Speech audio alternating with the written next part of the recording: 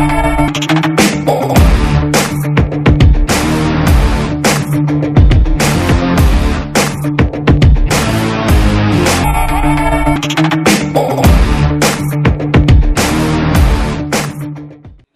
ఎలక్షన్లో చూసినాము, అందరూ అన్నారు అయిపోయింది, ఆంధ్రప్రదేశ్లో సంక్షేమం వచ్చేసింది, ఎక్కడ కూడా రావు ఇక కాంగ్రెస్ కన్నా. కానీ నో, తిన్న ప్రజలు మర్చిపోలేదు, వాడుకున్నారు. కాంగ్రెస్ ప్రభుత్వం నుంచి వచ్చిన స్కీమ్స్ వాడుకున్న ప్రజలు మర్చిపోలేదు. అందరు పార్టీ అప్పుడు ఉన్న పార్టీకి నిలబడ్డ సర్పంచ్లను కూడా గెలిపించి, పిఎస్సీ చైర్మన్లను కూడా గెలిపించారు అత్యధికంగా. సంక్షేమం ఉందని నేను అనుకుంటలేను. నా కారణంగా నేను ఇన్ని పనులు చేసిన. రేపు పొద్దుగాల నాకు అడగనిక వాయిస్ ఉంది. నేను ఎన్నడూ లేని స్వాతంత్రం వచ్చినప్పటి నుంచి జరిగిన పనులని చేసిన. ఈరోజు నాకు అభివృద్ధి ముఖ్యం. ఆ విధంగా చేసిన. ఆ విధంగా చేసినప్పుడు రేపు పొద్దుగాల తెలంగాణ కూడా తెచ్చినాం నేనే. కాంగ్రెస్ పార్టీ తరఫున మేము తెలంగాణ తెచ్చినాం. రేపు మాకు ఓటే అడిగే హక్కు ఉంది, అడుగుతాం. మా ప్రజలు మా అంటున్నారు, మమ్మల్ని గెలిపిస్తారు పక్కా. తెలంగాణ రాష్ట్రంలో కాంగ్రెస్ వస్తుంది. ఇవన్నీ ఒకటి నేను చెప్పేది. ఎప్పుడు కూడా ఎలక్షన్ ముందర ఎడాబడి ఉంటుంది, అన్ని పార్టీలు ఉంటాయి. దాన్ని మనం ఓడగొట్టుకుంటాం అనేది మర్చిపోవాలి. టికెట్ వచ్చిన ఒక్కటే గుర్తు పెట్టుకోవాలి, టికెట్ ఎంబడి మనిషి పోవాలి, మనిషి ఎంబడి టికెట్ పోవాలి. ఎవడైతే నా ఎంబడి టికెట్ రావాలనుకుంటాడో వాడే మిగిలిపోతాడు తప్పించి పార్టీకి ఇబ్బంది ఉంటుంది. నేను అనేది ఈ ఇబ్బందులు అన్ని కాన్స్టిట్యున్సీలు ఉంటాయి. 294 కాన్స్టిట్యున్సీలు ఉంటుంది ఎలక్షన్ మూమెంట్లో. ఇప్పుడు 4.5 ఏళ్ల నుంచి అందరం అనుకుని ఉంటారు. ఎందుకంటే అయిపోయింది, ఎలక్షన్ అయిపోయింది, ఏదో విధంగా ప్రభుత్వంలో పనిచేయించుకోవాలని ఆలోచిస్తుంది. ఎలక్షన్ హడావిడి వచ్చేసింది, అందరు లోపల ఉన్న శక్తులన్నీ వచ్చేస్తాయి. నాకు కూడా ప్రతి ఒక్కరికి ఆశ అనేది ఉంటుంది, అడగాలి. నాకు టికెట్ ఇప్పుడు అడగకపోతే ఇంకెప్పుడు అడుగుతుంది, మళ్ళీ 5 ఏళ్ళు పోతుంది. అడుక్కోవాలి, తప్పు లేదన్నా, అడగడంలో తప్పు లేదు. 40 మంది అడగండి, పార్టీ గ్రహిస్తుంది. ఎవరికి ఇస్తే వాని ఎంబడి ఉంటాం, వాడిని గెలిపిస్తాం తప్పించి ఎవడు పక్కకోడు, ఎంత పెద్దోడు పోయినా కూడా వాడే మిగిలిపోతాడు. పార్టీలకి ఎవడైనా పోతే వాడే మిగిలిపోతాడు. నా ఎంబడి ఓట్లు ఉన్నాయనుకుంటే నేను మిగిలిపోతాను. పార్టీ ఎంబడి ఉంటే ఓటు నా ఎంబడి ఉండదు. నా ఎంబడి 5%, 2% ఏముంటుంది. నా మొక్కలు చూసి, అది చూసి, నా మంచితనం చూసి, చేయలేకపోతే నేను చేసిన పనులు చూసి. కాంగ్రెస్ పార్టీ ఎప్పుడు ఉంటుంది. ఈరోజు కూడా గ్రామీణంలో ఉన్న పెద్ద మనుషులు అందరూ కూడా కాంగ్రెస్ పార్టీ కూడా ఉన్నారు, పెద్దలంతా కూడా.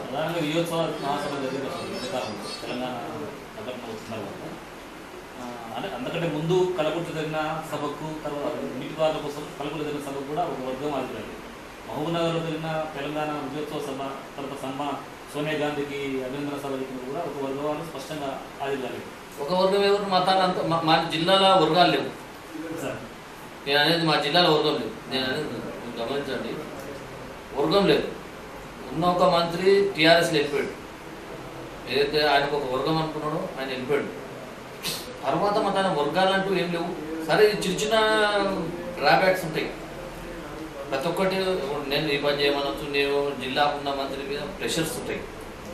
ఒకటే దాన్ని ఒక పని ఇద్దరం అడిగినామనుకో, ఒకటి చేయొచ్చు, సాధ్యం కాకపోవచ్చు.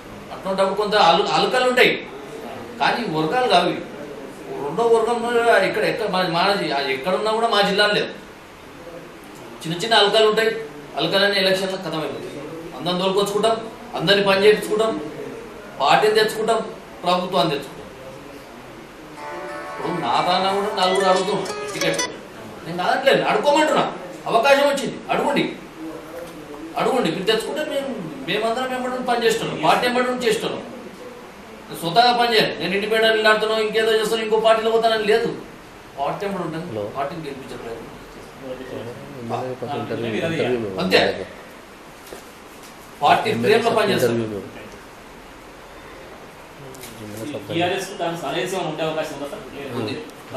ఉంది, విలీనం కాదు కానీ విలీనం కాకపోవచ్చు, రెండు కలిసి పనిచేస్తాయని.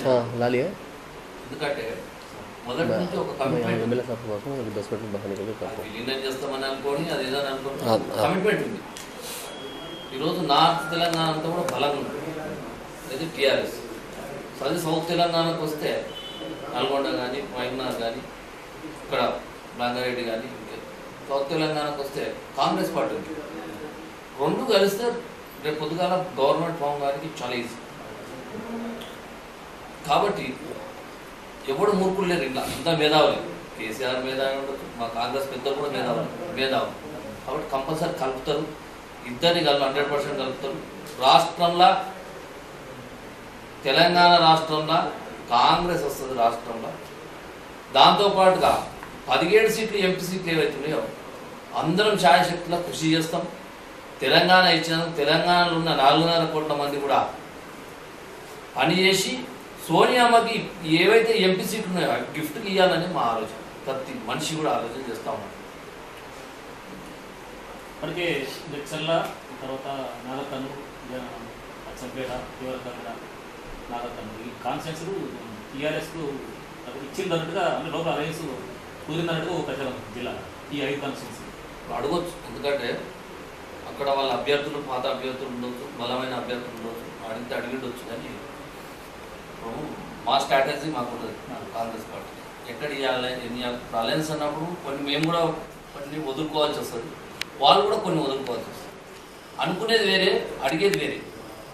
రేపు పొద్దుగాల టేబుల్ మీదకి వచ్చినప్పుడు జిల్లాను మనం యూనిట్గా తీసుకున్నప్పుడు కొన్ని వాళ్ళకు కూడా వదిలేయాల్సిన అవసరం ఉంటుంది. కొన్ని వాళ్ళకి కొన్ని మేము తీసుకుంటాం. అందుకే అందరం కలిసి చేస్తాం. ఎటు తిరిగి మా లక్ష్యం ఒకటే, రాష్ట్రంలో తెలంగాణ రాష్ట్రంలో కాంగ్రెస్ ప్రభుత్వం రావాలి, 17 సీట్లు ఎంపీ సీట్లు గెలిపించాలి, రాష్ట్ర కేంద్రానికి పంపాలి. ఏమొకటే, రేపు జరగబోయే ఎన్నికలు 2014 క్లారిటీగా ఉంటాయి. ఇప్పుడు మా రాహుల్ గాంధీ గారు ఎంత పెద్ద నిర్ణయం తీసుకున్నారు, జన్ లోక్పాల్ బిల్. ఎవరు చెప్పిన పార్లమెంటు సభ్యులు కానీ మంత్రులు కానీ ఎవరు చెప్పినా కూడా వినకుండా జన్ లోక్పాల్ బిల్ తెచ్చి 2 సభల్లో కూడా 45 గంటల్లో 2 సభల్లో కూడా స్టాంప్ వేయించారు. మామూలు విషయం కదా అది. ఇంకా రాజకీయ నాయకుల మీద అవినీతి ఏదున్నా కూడా వాడిని మళ్ళీ జిందగీలో వానికి ఎప్పుడు కూడా అవకాశం లేని విధంగా మామూలు విషయం కాదు ఇది. నిర్ణయం చరిత్రాత్మకమైన నిర్ణయాలు, ఇటువంటి నిర్ణయాలు అంటే అవినీతికి అంతం వాడాలనే ఉద్దేశమే కదా ఆయన ఉద్దేశం. కాబట్టి ఎవడు చేసినా క్లారిటీగా ఉంటాడు. రేపు పొద్దుగా 2014 ఏది ఉన్నా చిన్న విషయం ఉన్నా కూడా పట్టుకోవడానికి అవకాశం ఉంది. పట్టుకుంటే ఎంబడేవాడిని డిస్క్వాలిఫై చేయడానికి కూడా అవకాశం వచ్చేసింది.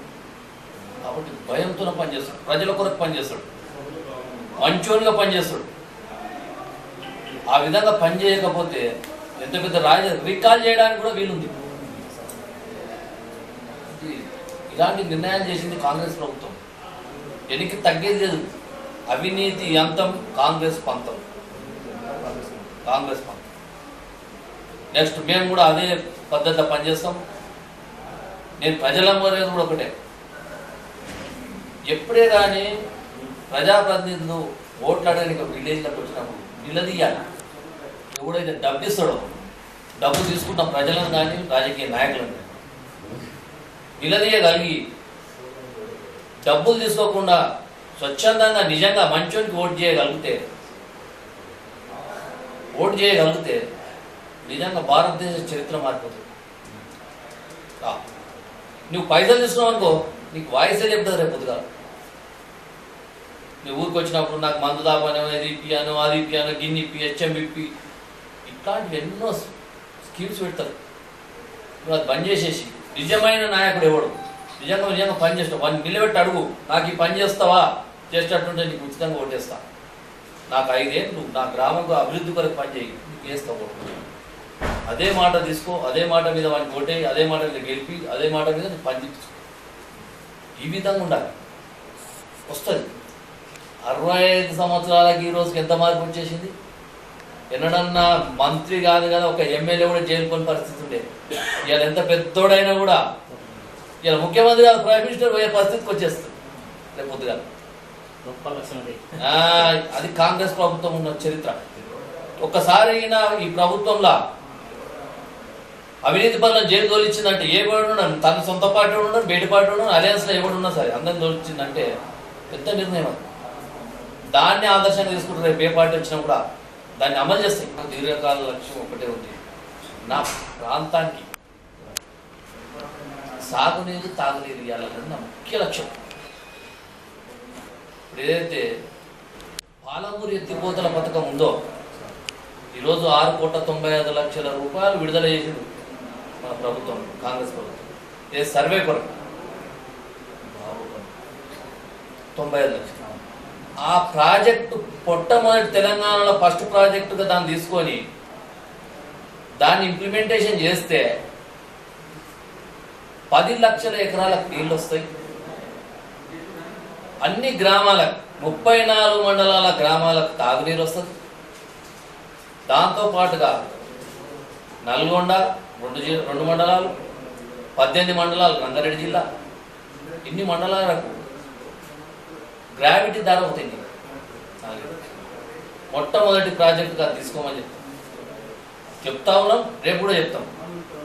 కింద నా చెరువులు కుంటలు అన్నీ నింపుకుంటాం, భూగర్భ జలాల లెవెల్స్ పెంచుకుంటాం, ప్రతి గ్రామానికి మంచినీరు ఇచ్చే ప్రయత్నం చేస్తాం. నా మొదటి లక్ష్యం. రెండో లక్ష్యం విద్య మీదే. విద్యతోనే అన్ని సాధ్యం. విద్యను ఏ విధంగా చేయాలన్నది మొత్తం మార్పులు తీసుకొస్తాం. తెలంగాణ గవర్నమెంట్లో మా చేతనైన మా మైండ్లో ఉన్న అన్నీ కూడా గవర్నమెంట్, ఏ గవర్నమెంట్ అని ఉండదు, ఆ గవర్నమెంట్ మా దాని ఒక రిప్రజెంటేషన్ ఇస్తాం. ఈ విధమైన విద్యను తీయాలి, మంచి విద్యను ఇచ్చే ప్రయత్నం చేస్తాం. ప్రతి పిల్లవాడు చదువుకునే దిశగా ఆలోచన చేస్తాం, దాన్ని పర్ఫెక్షన్ చేస్తాం. చివరిగా సార్, మీరు ప్రజలకు కానీ యువకులకు కానీ మీరు ఇచ్చే సందేశం ఏంటి? పిలిపేంటి? రేపు ఎన్నికలు కావచ్చు, లేకపోతే కొన్ని ఈ మధ్యకాలం జరుగుతున్న అసాంఘిక కార్యక్రమాలు జరుగుతుంది, వాళ్ళ పైన మీరు ఇట్లా ఉండొద్దని, లేకపోతే పైన స్పందించాలని మీరు ఇస్తున్న సూచన. రేపటి భవిష్యత్ అంతా యువతదే. రేపు ఏ కార్యక్రమం నిర్వహించినా యువతనే నిర్వహించాలి. ఎందుకంటే వాళ్ళు క్లారిటీగా తెల్ల పేపర్ లాకుండా వాళ్ళు చేయగలిగితే, అంటే అన్ని మంచి పనులు కూడా చేయగలుగుతారు. రేపు పొద్దుగాల యువత అనుకుంటే స్వచ్ఛమైన పాలన, రాజకీయంలోకి వచ్చి స్వచ్ఛమైన పాలన చేయొచ్చు. ఈ అవినీతిని మొట్టమొదటిగా అంతం చేయొచ్చు. యువతతోనే అంతమవుతుంది. నేను యువతను కోరేది ఒకటే, మొట్టమొదటిగా విద్య మీద మీ మొదటి కాన్సన్ట్రేట్ చేయాలి. రెండవది, మంచి క్వాలిటీ గల రాజకీయ నాయకులుగా రావాలి. మూడవది, అవినీతిని అంతం చేయాలి. ఇవి మన పట్టి పీడిస్తున్న క్యాన్సర్ లాంటిది. ఇవి మనము సమూలంగా నాశనం చేస్తే బ్రహ్మాండమైన భారతదేశం ప్రపంచంలోనే ఇప్పటికే మన దేశంలో ఎంతోమంది శాస్త్రజ్ఞులు ఉన్నారు, మంచి తెలుగు వాళ్ళు ఉన్నారు, అన్ని రకాల మనుషులు, ఇన్ని కులాలు, ఇన్ని మతాలు కూడా ఒక దేశంలో కలిసి నివసిస్తున్నాయి. ఎక్కడ కూడా చిన్న సంఘర్షణ లేకుండా కలిసి నివసిస్తున్న లౌకిక వాదం మనది. మనం ఇంతమంది ప్రపంచ దేశాలు ఉన్న మేజర్గా డాక్టర్లు కానీ, ఇంజనీర్లు కానీ, శాస్త్రవేత్తలు కానీ ప్రపంచవ్యాప్తంగా ఉన్నారు మన భారతీయులు. మనకి ఇక్కడ కొంత ఆదరణ లేకపోవచ్చు, వాళ్ళు సరిపడ్డంత మనము సహకరించకపోవచ్చు, ప్రపంచవ్యాప్తంగా. కానీ మనం ఎక్కడ పోవాల్సిన అవసరం. రేపు పొద్దుగాల ఇవి మన యువత ఈ బాధ్యతలు చేపట్టి చేస్తే, అవినీతిని అంతం చేసేసి మంచి విద్యను తీసుకుంటే, క్వాలిటీ విద్య తీసుకోగలిగితే అన్నింటినీ సాధ్యం చేసుకోవచ్చు. ఎవడు సంక్షేమ పథకం అడగడండి, ఎవడు అడగడు. విద్య ఇచ్చేసేది ప్రతి ఒక్కరు. సంక్షేమ పథకానికి నీవు వచ్చి లైన్ నీ కిలో బియ్యం తీసుకోపెట్టోడు ఉండండి, కార్డు ఇస్తాంటే నాకు వద్దులా, నా మంచి చదువుకున్నా.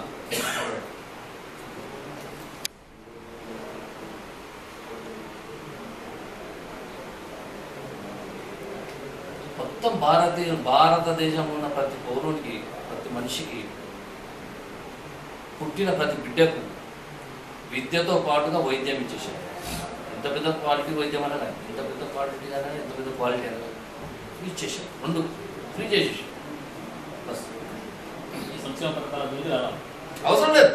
రూపాయి బియ్యం ఎవరు అడిగినండి, వీడు తీసుకున్నాడు, అమ్ముతున్నాడు 8 రూపాయలు. మరి సోమరిపోతులను తయారు చేస్తున్నాం మనం. పని చేయకుండా చేస్తున్నాం. పని కల్పించండి, పని కల్పించి వానితో ఎప్పుడే కానీ మన శ్రమను దాచిపెట్టుకుంటే దాగి పెడితే ఆర్థికంగా దేశం బలహీనపడుతుంది. మన శ్రమను వెలికి తీయాలి. సోమరిపోతులను తయారు చేయొద్దు, ప్రతిభావంతులను తయారు చేయాలి, వారికి ఉపాధి కల్పించాలి, అవకాశాలు ఇప్పించాలి, ఉద్యోగ అవకాశాలు. ఇలాంటివి చేస్తే తప్పించి ఏమీ చేయలేము. నేను అనేది ఒకటే, మొత్తాన్ని దెబ్బ కొట్టాలంటే బ్లాక్ మనీని అరికట్టాలి. భారతదేశంలో ఉన్న బ్లాక్ మనీ అంతా బయటికి రావాలి. దానికి ఒకటే మార్గం, ప్లాస్టిక్ కరెన్సీని తీసుకురావాలి. ఎవడు దాచిపెట్టుకోలేకుండా ఏ పైసా అయినా బ్యాంకు ద్వారానే ట్రాన్సాక్షన్ జరపమని చెప్పండి. ఎందుకు చూస్తాను? నీకు మళ్ళీ 100 రూపాయల కన్నా పెద్ద నోటు ఉండొద్దు. ఇక మొత్తం నోట్, పెద్ద నోట్లు, పెద్ద కరెన్సీ అంతా తీసిపారే, అవసరం లేదు. ఇక మనకి ఎందుకు ప్లాస్టిక్ కార్డు ఉంటుంది, డెబిట్ ఆర్ క్రెడిట్ కార్డు, 2 కార్డులు నువ్వు వాడేది అంతే. ఎక్కడ పో నువ్వు ఆ సిస్టమ్ వచ్చినాక చిన్న హోటల్లో ఓ డబ్బా కాడికెళ్ళి అదే ఉంటుంది, పాండబ్బల కాడికెళ్ళి కూడా నీకు ఎక్కడ ఇమీడియట్గా నీకు నీ అకౌంట్ వచ్చేస్తుంది, నీ జీతం వచ్చేస్తుంది, నీ ఖర్చు వచ్చేస్తుంది. నీకు డబ్బుతోనే పని ఏముంది? దానితోనే సర్ది చేయొచ్చు. ఏ ట్యాక్స్ అవసరం లేదండి, ఇన్కమ్ ట్యాక్స్ కట్టాడు, భారతదేశం సమూలంగా మార్చేయచ్చు.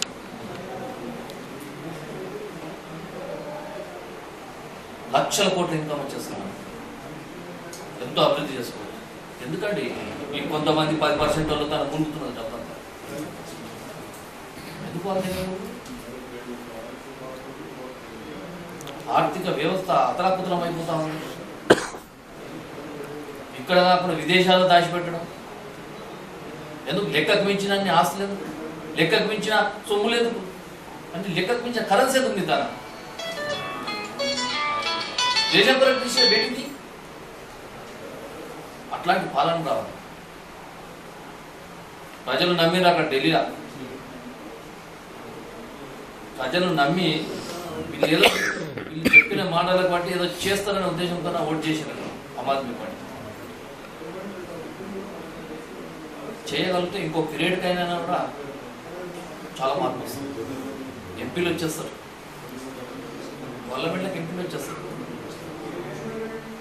అప్పుడు ఎంచుకునేటప్పుడే వాని చరిత్ర చూసి ఎంచుకోవాలి. మనం ఇక్కడ అంత మార్పు రావాలంటే ఇంకో పీరియడ్ కావాలి. ఇప్పుడు టౌన్లో కానీ మెట్రోపాలిటన్ మున్సిపాలిటీస్ కానీ ఎడ్యుకేటర్స్ అక్కడ కొంత మార్పు రావచ్చు. ఎడ్యుకేటర్స్ ఉంటున్న దగ్గర మార్పు రావచ్చు, కానీ గ్రామీణ ప్రాంతంలో కొంత టైం పడుతుంది.